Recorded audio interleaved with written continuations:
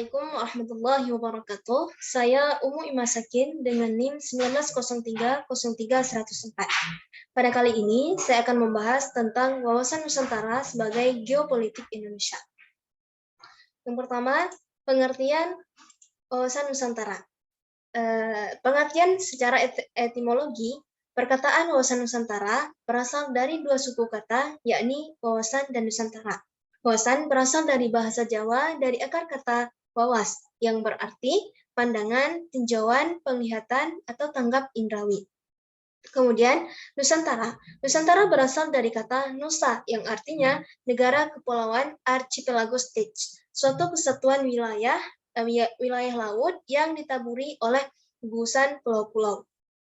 Kemudian, secara terminologi, wawasan Nusantara adalah cara pandang bangsa Indonesia tentang diri dan lingkungannya sesuai ideologi nasionalnya, yaitu Pancasila dan Undang-Undang Dasar 1945, sebagai aspirasi suatu bangsa yang merdeka, berdaulat, dan bermartabat di tengah-tengah lingkungannya, yang menjiwai tindak kebijaksanaan dalam mencapai tujuan perjuangan bangsa. Kemudian, apa itu geopolitik? Geopolitik terdiri dari dua suku kata. Yang pertama ada geo dan politik. Geo, bumi atau kondisi geografis yang menjadi wilayah atau ruang hidup. Kemudian ada politik. Politik ini merupakan states atau power. Nah, geopolitik sendiri ialah ilmu penyelenggaraan suatu negara yang setiap kebijakannya dikaitkan dengan masalah-masalah geografi atau tempat tinggal suatu bangsa. Kemudian istilah geopolitik. Istilah geopolitik ini pertama kali diartikan oleh Friedrich Ratzel sebagai ilmu bumi politik atau political geography, yang kemudian diperluas oleh Rudolf Kajelin menjadi geographical politik. Maka kebijakan penyelenggaraan bernegara didasarkan atas keadaan atau tempat tinggal negara itu. Kemudian teori-teori geopolitik. Yang pertama ada Friedrich Ratzel. Menurut Friedrich, negara seperti organisme hidup. Pertumbuhan negara mirip dengan pertumbuhan organisme yang memerlukan Lebensraum. Teori ini dikenal sebagai teori organisme atau teori biologis. Kemudian ada Rudolf Kajelin. Menurut Rudolf, beliau melanjutkan ajaran Ratzel, penegasan negara adalah suatu organisme, bukan hanya mirip, maka negara harus mempertahankan dan mengembangkan dirinya dengan melakukan ekspansi.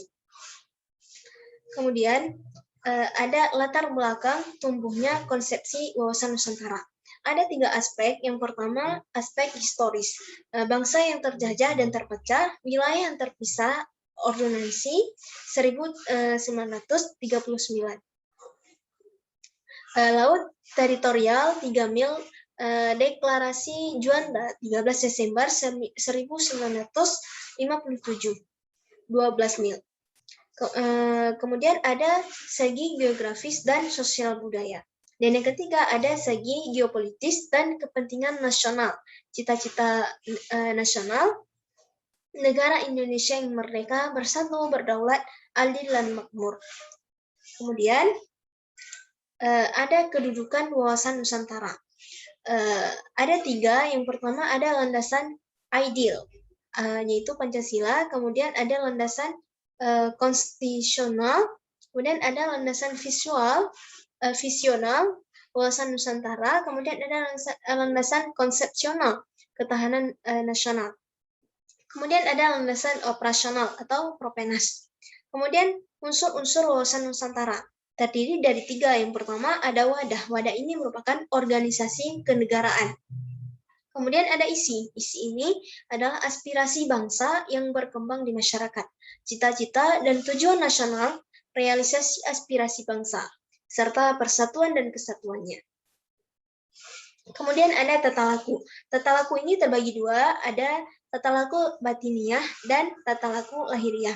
Tata laku batiniah ini terdiri dari wadah dan isi. Kemudian tata laku lahiriah ini ada tindakan dan perilaku. Kemudian, hakikat dan arah wawasan Nusantara. Hakikat wawasan Nusantara, keutuhan bangsa dan Nusantara dalam cara pandang yang utuh dan menyeluruh demi kepentingan nasional. Artinya, warga negara dan aparatur negara harus berpikir, bertindak, bersikap untuk kepentingan bangsa, termasuk produk hukum yang dihasilkan oleh lembaga negara dan lembaga masyarakat. Prioritas kepentingan bangsa juga tidak menutup kepentingan daerah, golongan, dan individu. Kemudian ada arah wawasan Nusantara. Arah pandang wawasan Nusantara bertujuan menjamin perwujudan persatuan dan kesatuan segenap aspek kehidupan bangsa. Sebagai bangsa, kita harus peka dan berusaha mencegah dan mengatasi sedini mungkin faktor-faktor penyebab disintegrasi bangsa arah pandang keluar demi terjaminnya kepentingan nasional dalam dunia yang dinamis dalam melaksanakan ketertiban dunia. Kemudian ada fungsi dan tujuan wawasan Nusantara.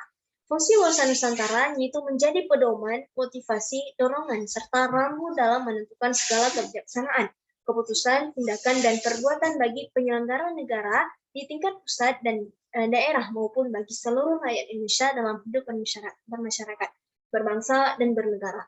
Kemudian ada tujuan wawasan Nusantara. Tujuan wawasan Nusantara ini mewujudkan nasionalisme yang tinggi di segala aspek kehidupan bangsa Indonesia yang mengutamakan kepentingan nasionalisme tinggi demi tercapainya tujuan nasional merupakan pancaran dari makin meningkatnya rasa, paham, dan semangat kebangsaan dalam jiwa kita sebagai hasil pemahaman dan penghayatan wawasan Nusantara. Kemudian ada hak kepulauan menurut UNCLOS 1982, United Nations Convention on the Law. Ada laut teritorial, wilayah laut selebar 2 mil dari garis pangkal dihitung waktu air laut surut. Kemudian dalam Nusantara internal waters, wilayah laut sebelah dalam dari daratan, sebelah dalam dari garis pangkal. Negara pantai mempunyai kedaulatan penuh. Kemudian ada zona hambatan. Dan zona hambatan ini wilayah laut yang lebarnya tidak boleh melebihi 12 mil dari laut teritorial, merupakan wilayah negara pantai untuk melakukan pengawasan pabean, fiskal, imigrasi, sanitasi, dan wilayah laut teritorial. Kemudian ada zona ekonomi eksklusif. Wilayah laut yang tidak melebihi 200 mil dari garis pangkal. Negara yang bersangkutan mempunyai hak berdaulat dan keperluan eksplorasi dan eksploitasi, konservasi dan pengelolaan sumber kekayaan hayati dan perairan. Kemudian landasan kontinen. Wilayah laut negara pantai meliputi dasar laut dan tanah di bawahnya. Terletak di luar teritorial sepanjang, merupakan kelanjutan alamiah wilayah jarak 200 mil laut lepas. Dikenal pula sebagai laut bebas atau laut internasional. Kemudian geopolitik dan hukum kewilayahan.